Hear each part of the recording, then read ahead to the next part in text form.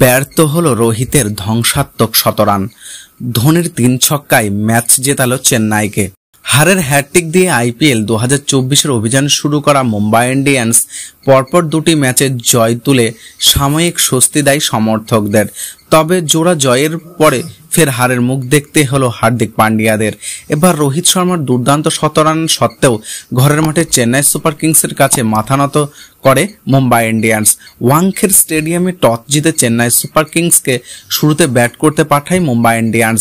চেন্নাই নির্ধারিত 20 ওভার 4 উইকেটের বিনিময়ে 206 রানের বড়সড় ইনিংস গড়ে তোলে। দলের হয়ে সবথেকে বেশি 69 রান করেন ক্যাপ্টেন ঋতুরাজ গায়কোয়াড়। 40 বলে আগ্রাসী ইনিংসে তিনি 5টি 4 এবং 5টি ছক্কা মারেন। 38 বলে 66 রানের ধুমধারাক্কা ইনিংস খেলে অপরাজিত থাকেন শিবম দুবে। তিনিও 10টি 4 এবং 2টি ছক্কা মারেন।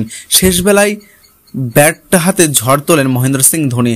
তিনি 3টি ছক্কার সাহায্যে মাত্র 4 বলে 20 রানের আগ্রাসী ইনিংস খেলে নট আউট থাকেন। এছাড়াও ওপেন করতে নেমে একটি বাউন্ডারির সাহায্যে 8 বলে 5 রান করে আউট হন অজিঙ্ক্য রাহানে। 2টি 4 ও একটি ছক্কার সাহায্যে 16 বলে 21 রান করে মাঠ ছাড়েন রাচিন রবীন্দ্র। 5 নম্বরে ব্যাট করতে নেমে 14 বলে 17 রানের যোগদান রাখেন ডারেন মিচেল। তিনিও একটি 4 মারেন। মুম্বাই ইন্ডিয়ান্সের হয়ে 3 ওভারে 43 রান খরচ করে 2টি উইকেট নেন হার্দিক পান্ডিয়া। 4 ওভারে 35 রান খরচ করে 1টি উইকেট পকেটে পড়েন জেরন কোয়াটেজি। 1 ওভারে 9 রান খরচ করে 1টি উইকেট নেন শ্রেয়াস গোপাল। উইকেট না পেলেও 3 ওভারে মাত্র 19 রান খরচ করেন মোহাম্মদ নবী। বুমরাহ 4 ওভারে 27 রান খরচ করেন, কোনো উইকেট পাননি তিনি। জবাবে ব্যাট করতে নেমে মুম্বাই ইন্ডিয়ান্সের পাল্টা লড়াই শুরু করে একেবারে যথার্থভাবে তারা ওপেনিং জুটিতে 70 রান তুলে ফেলেন। শেষে 15 বলে 23 রান করে সাজ করে ফেলেন ঈশান কিষান। তিনিও 3টি 4 ও 1টি ছক্কা মারেন।